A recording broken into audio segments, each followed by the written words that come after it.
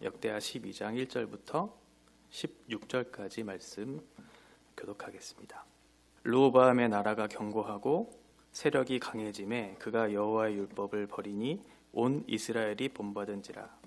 그들이 여호와께 범죄하였으므로 르호보암 왕 제5년에 애굽 왕 시삭이 예루살렘을 치러 올라오니 그에게 병거가 1200대요 마병이 6만 명이며 애굽에서 그와 함께 온 백성 곧 리비아와 숫과 구스 사람이 헤아릴 수 없이 많더라. 시삭이 유다의 견고한 성읍들을 빼앗고 예루살렘에 이르니 그때 유다 방백들이 시삭의 일로 예루살렘에 모였는지라. 선지자 스마야가 르호보암과 방백들에게 나와 이르되 여호와께서 이같이 말씀하시기를 너희가 나를 버렸으므로 나도 너희를 버려 시삭의 손에 넘겼노라 하셨다 한지라. 이에 이스라엘 방백들과 왕이 스스로 겸비하여 이르되 여호와는 의로우시다 하매 여호와께서 그들이 스스로 겸비함을 보신지라. 여호와의 말씀이 스마야에게 임하여 이르시되 그들이 스스로 겸비하였으니 내가 멸하지 아니하고 저희를 조금 구원하여 나의 노를 시삭의 손을 통하여 예루살렘에 쏟지 아니하리라. 그러나 그들이 시삭의 종이 되어 나를 섬기는 것과 세상 나라들을 섬기는 것이 어떠한지 알게 되리라 하셨더라.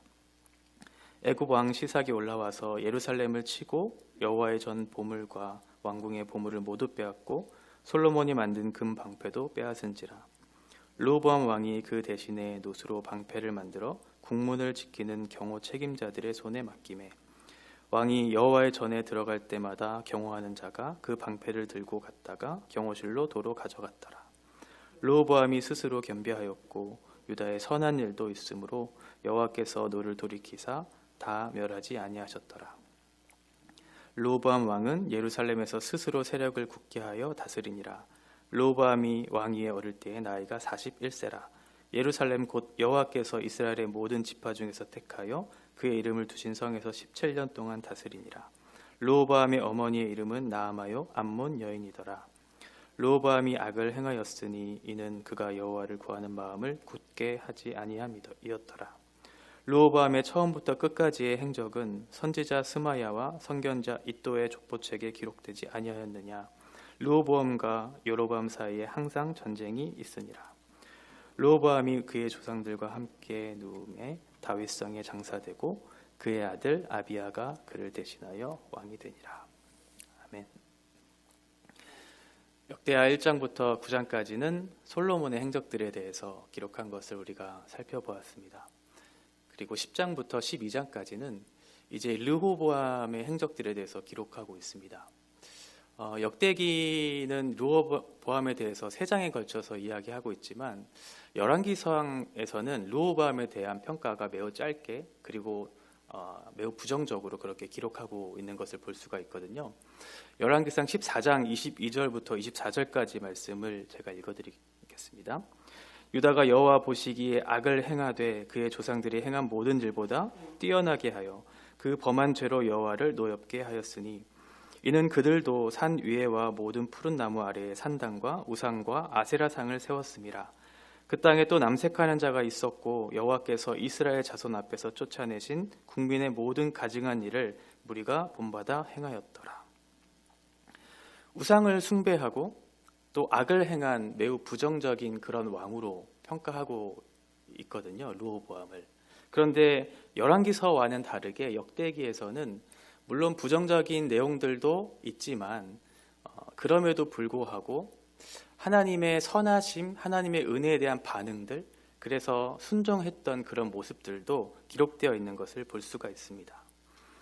역대하 11장 우리가 읽었던 말씀의 앞장에 보시면 이제 여로보암이 북이스라엘을 통치하는 와중에 여로보암이 이제 북이스라엘에 산당을 세우고 또 우상을 숭배할 수 있도록 금송아지도 만들고 또 레위 제사장들을 제사장직에 올리지 않고 일반 백성들을 제사장의 일들을 행할 수 있도록 그렇게 악한 일을 하게 돼요. 그래서 북이스라엘에 있었던 하나님을 따르고자 했던 그 선한 공동체를 이루고자 했던 그 레위 제사장들 그리고 그를 따르는 많은 무리들이 이제 남유다로 이주하게 됩니다. 그래서 그들을 통해서 르호보암을 도우게 되고 르호보암이 그들과 함께 하나님이 기뻐하시는 그런 공동체로 세우는 것을 무려 3년 동안 그렇게 하는 것을 볼 수가 있죠. 르호보암에게도 하나님께서 주신 말씀 그리고 하나님의 공동체를 세우고자 하는 그러한 어떤 순종들이 있었다는 사실을 볼 수가 있는 것이죠. 그래서 오늘 12장 1절에 보시면 그의 나라가 견고해졌고 세력이 강해졌다고 얘기하고 있어요. 하나님께서 주신 은혜로 말미암아 하나님 말씀에 순종했더니 그 나라를 견고하게 하시고 강하게 했다라고 하는 그런 표현들이 나오는 것이죠. 우리가 어떤 수련회 또는 사경회 매주 드려지는 그 예배 속에서 우리가 하나님의 말씀을 듣고 그 가운데 은혜가 있을 수 있잖아요. 그런데 그 은혜의 결과들 이후가 사실은 더 중요한 것 같아요. 은혜가 주어졌으면 그 은혜에 합당한 삶을 살아내고자 하는 그러한 우리의 삶의 그런 모습들이 나타나야 하는데 르호보암은 하나님께서 주신 어떤 그런 강한 견고한 그런 세력들을 바르게 사용하지 못한 모습들을 보게 됩니다. 매우 교만한 그런 태도로 살아가게 되죠. 1절 보시면 여호와의 율법을 버렸다라고 그렇게 설명하고 있거든요. 너무 안전하고 견고한 자기의 어떤 왕국이 세워졌다고 그렇게 생각했을까요? 그런 교만한 마음들 때문에 여호와의 율법을 버리는 그런 죄를 범하게 되고 그 결과 어떻게 됐냐면 애굽의 시삭 왕의 침입을 받게 되죠. 침략을 받게 되죠. 그래서 예루살렘에 있었던 그 주변에 있었던 많은 성읍들이 다 황폐하게 되고 그리고 성전에 있었던 많은 보물들 이런 것들이 다 빼앗기게 되는 결과들을 맞이하게 되는 그런 모습을 보게 됩니다. 열왕기상의 말씀과 다르게 왜 역대기는 르호보암이라고 하는 인물을 3장에 걸쳐서 우리에게 설명해주고 있을까? 무슨 다른 메시지가 있지 않을까라고 하는 생각을 하면서 이 말씀을 좀 보면 좋을 것 같아요. 르호보암의 잘못이 분명히 있었습니다. 르호보암의 잘못이 어떤 것이 있었을까 생각해 보면 첫 번째는 르호보암은 그 나라를 통치할 때 지혜롭게 그 나라를 통치하지 못한 것을 보게 되죠. 솔로몬이 통치했던 그 때에도 북이스라엘을 향한 많은 고역과 무거운 멍에를 메도록 그렇게 강력한 통치를 했던 것을 우리가 앞에서 살펴보았잖아요.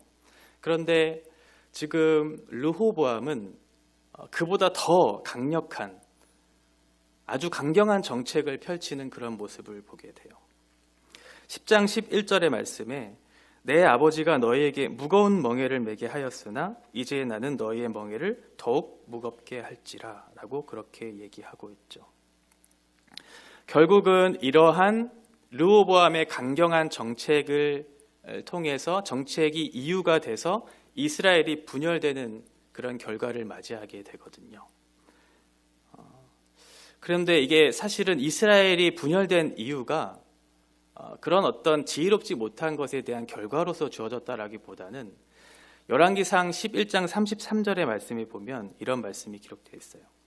이는 그들이 나를 버리고 시돈 사람의 여신 아스다롯과 모압의 신 그모스와 암몬 자손의 신 밀곰을 경배하며 그의 아버지 다윗이 행함같이 아니하여 내 길로 행하지 아니하며 나 보기에 정직한 일과 내 법도와 내 율례를 행하지 아니함이니라. 열왕기상 11장에 아이야 선지자를 통해서 여로보암에게 나타나 말씀해 주신 것이 있어요. 10지파를 너에게 줄 것이다라고. 솔로몬의 때에는 아니지만 그 이후에 10지파를 줄 것이다라고.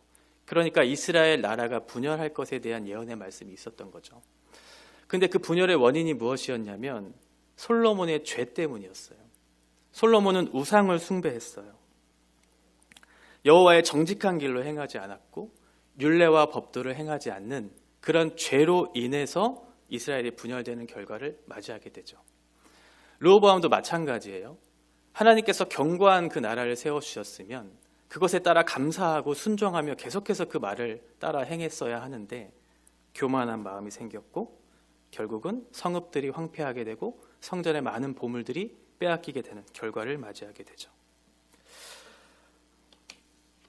만약 그들의 멍에를 무겁게 하지 말아달라고 하는 그 요구를 들어주었다면 이보다는 조금 더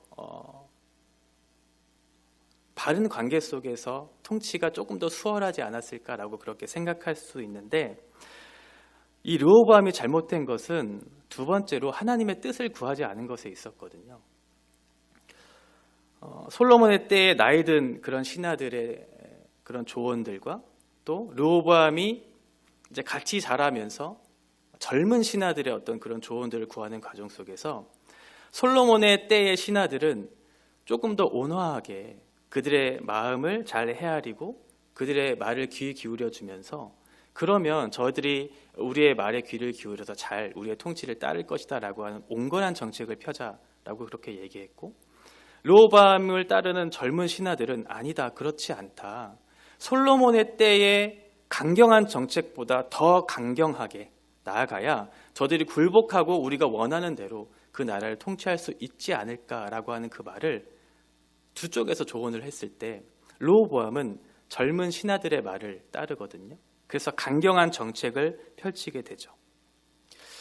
만약 그 나이 많은 사람들의 의견을 따랐으면 어떻게 됐을까? 물론 더 좋은 그런 결과를 맞이하게 됐겠지만 결국은 어느 쪽을 택하든 하나님의 심판을 면할 수 없었다라고 생각하는 게 무엇이냐면, 르호보암은 하나님의 뜻을 먼저 구하지 않았어요. 어떠한 조언을 구하는가에 따라 선택이 있어서의 문제가 아니었던 것이죠. 우선순위의 문제였던 거예요.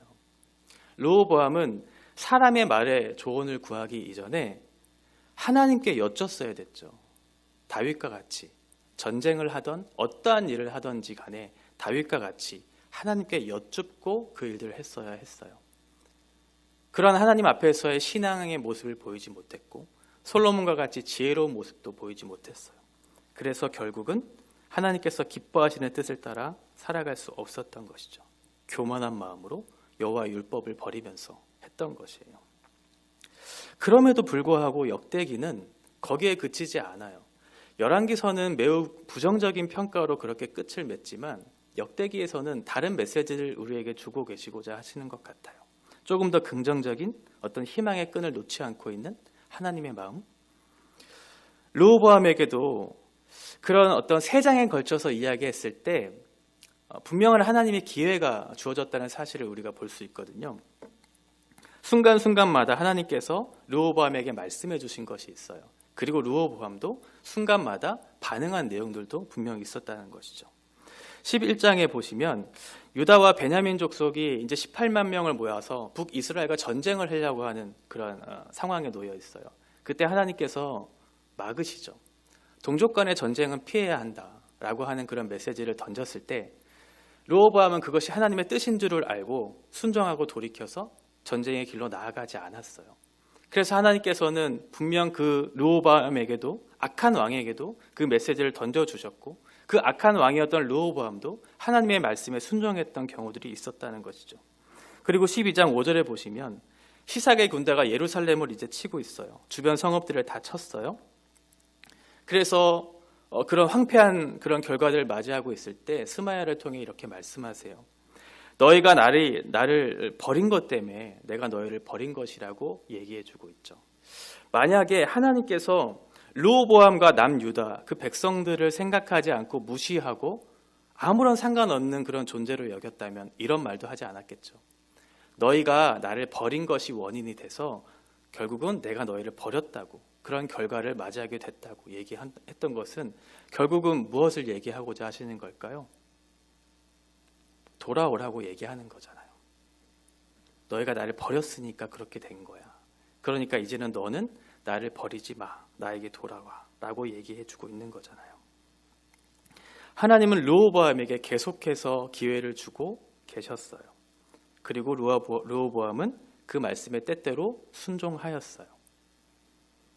그리고 3년간 그렇게 하나님의 말씀에 순종한 결과들도 분명히 있었다는 것이죠. 그러면 이 10장부터 12장까지 얘기하고 있는 이 르호보암에 대한 메시지를 통해 우리에게 주님께서 무엇을 말씀하시고자 하는가? 첫 번째는 죄에 대한 것은 반드시 그 죄에 대한 결과가 있다는 사실을 우리에게 얘기해 주고자 하시는 것 같아요. 2절에 보시면 그들이 여호와께 범죄하였으므로 라고 되어 있죠. 그리고 5절에 보시면 너희가 나를 버렸으므로 나도 너희를 버렸다. 원인이 있었다는 것이죠. 그런 원인이 어떤 결과를 맺게 되었다라고 하는 것을 분명하게 얘기해 주고 있어요. 하나님의 백성인 우리들에게도 그렇게 생각해 볼 수 있겠죠. 하나님의 백성인 우리들은 구원받은 백성이니까 어떻게 살든 하나님이 용서해 주시지 않을까? 하나님은 자비로우신 분이시니까, 용서를 베푸시기를 기뻐하시는 분이시니까 조금 대충 적당히 해도 하나님께서 그래도 받아주시지 않을까라고 하는 우리의 마음을 경계해야 하는 것이죠. 물론 하나님께서 그런 것들을 이해하시고 용납하실 것이라는 사실은 알아요. 그런데 그렇게 하면, 그런 태도로 살아간다면 하나님이 기뻐하실까라고 하는 그런 마음의 태도로 살아가는 것이 중요한 것 같습니다. 하나님은 그것을 기뻐하실까? 라고 하는 그런 태도, 그것이 우리에게 필요한 것 같습니다. 두 번째는, 르호보암은 3년간 율법을 따랐지만 그 이후에는 그렇게 따르지 못한 것을 보게 돼요.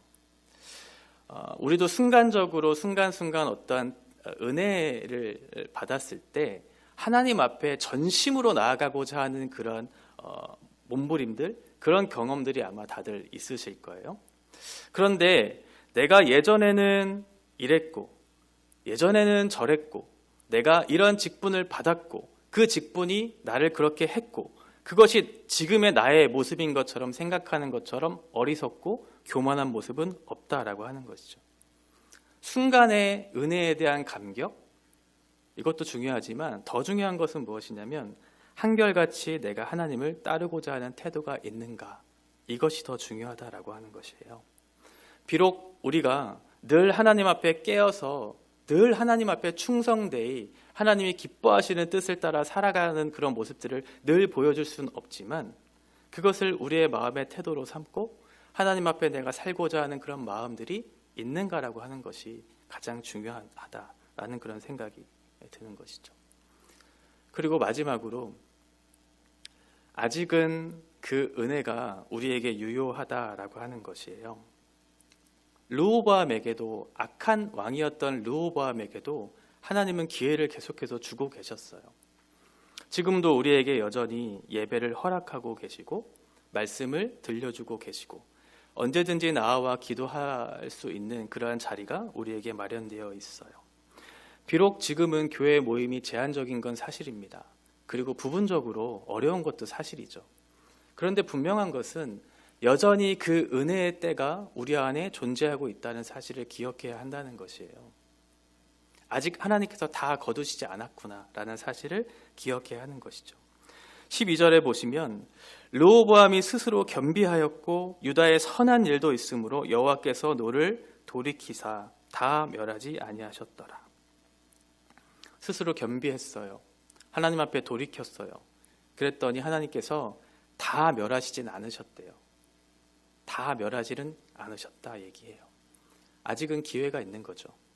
물론 지금 어려운 시기를 겪는 것, 이것은 하나님의 어떤 심판의 메시지로도 볼 수 있을 것 같지만, 그러나 여전히 우리에게 주어진 것은 은혜의 때라고 하는 거예요.